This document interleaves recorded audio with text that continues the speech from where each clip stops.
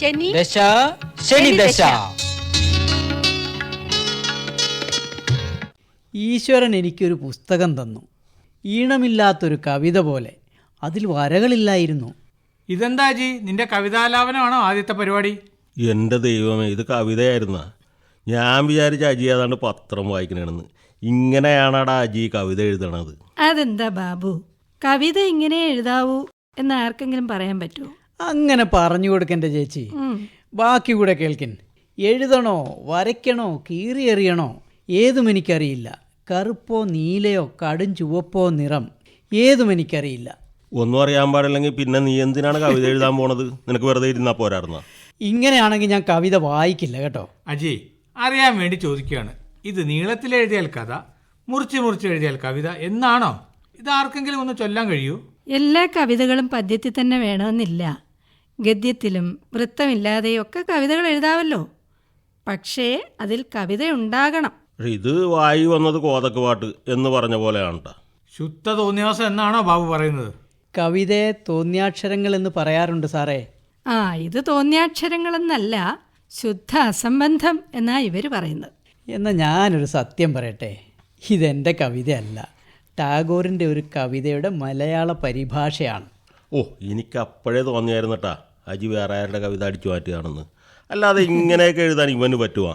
അതെ, ടാഗോറിന്റെ കവിതകളൊക്കെ പറയാനുണ്ടോ? പരിഭാഷയിൽ നഷ്ടമാകുന്നത് എന്തോ അതാണ് കവിത എന്നാരോ പറഞ്ഞിട്ടുണ്ട്. എങ്കിൽ പിന്നെ അത് അജിയുടെ കവിത വായിച്ച ആരെങ്കിലും ആയിരിക്കും. ഇതാ പറയുന്നത്, നിങ്ങളിട്ട ബർമൂഡ, നമ്മളിട്ട വെറും വള്ളി നിക്കറ്. എൻ്റെ കവിത എന്ന് പറഞ്ഞപ്പോൾ എന്തായിരുന്നു ആക്ഷേപം? ടാഗോർ എന്ന് പറഞ്ഞപ്പോൾ എല്ലാവരും അഭിപ്രായം മാറ്റി. അല്ല അജി, നീ ഇപ്പോൾ ഈ വലിയ വലിയ കവികളുടെ സൃഷ്ടികൾ എടുത്താണോ ഈ കളിക്കുന്നത്? ഇതൊക്കെ അവരോട് ചെയ്യുന്ന നീതികേടല്ലേ? അതിനെ സ്വതന്ത്ര പരിഭാഷ എന്നൊരു അടിക്കുറിപ്പ് കൊടുത്താൽ മതി. ഇതിന് ജീവിച്ചിരിക്കുന്നവരുടെയോ മരിച്ചവരുടെയോ കഥയുമായി ഒരു ബന്ധവുമില്ല. അങ്ങനെ ഏതാണ്ട് സിനിമയ്ക്ക് മുമ്പ് കാണിക്കാറില്ലേ, അതുപോലെ ഒന്ന് അജിയുടെ എല്ലാ കവിതകൾക്ക് മുമ്പും കൊടുത്താൽ മതി. പിന്നെ പ്രശ്നമില്ലല്ലോ. പറയേ, നിങ്ങൾ എവിടം വരെ പോകുമെന്ന് നോക്കുമായിരുന്നു ഞാൻ. ഇനി ഞാൻ സത്യം പറയാം, ഇതേ എൻ്റെ കവിത തന്നെയാണ്. ഇതെന്തോന്നാ അജി, ഇതിപ്പോൾ എത്ര സത്യം ഉണ്ട് അജിക്ക്? ഇനി സത്യമറിയാൻ വല്ല കമ്മീഷനും വെക്കേണ്ടി വരുവാ. തോന്നുമ്പോൾ ഓരോ കമ്മീഷൻ വെക്കാൻ ഇതെന്താ സർക്കാർ കാര്യമൊന്നുമല്ലല്ലോ. അല്ലെങ്കിൽ ഇങ്ങനെയൊക്കെയുള്ള കാര്യങ്ങൾ കമ്മീഷനെ വെക്കുന്നതുകൊണ്ട് എന്താ പ്രയോജനം? അതറിയില്ല അജി, വെറുതെ ആളുകളുടെ കണ്ണിൽ പൊടിയിടാം. അതിനല്ല ഇത്തരം വേലകൾ. എന്തൊക്കെയോ ചെയ്തു എന്ന് എല്ലാവർക്കും തോന്നുകയും ചെയ്യും.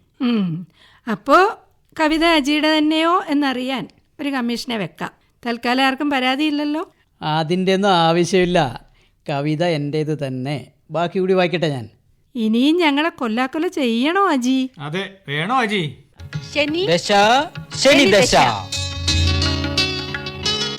ശബ്ദം നൽകിയവർ മാർട്ടിൻ കുമ്പളങ്ങി, വിനോദ് കുര്യാപ്പള്ളി, പ്രീതി, GS പിള്ള. രചന MV ശശികുമാർ.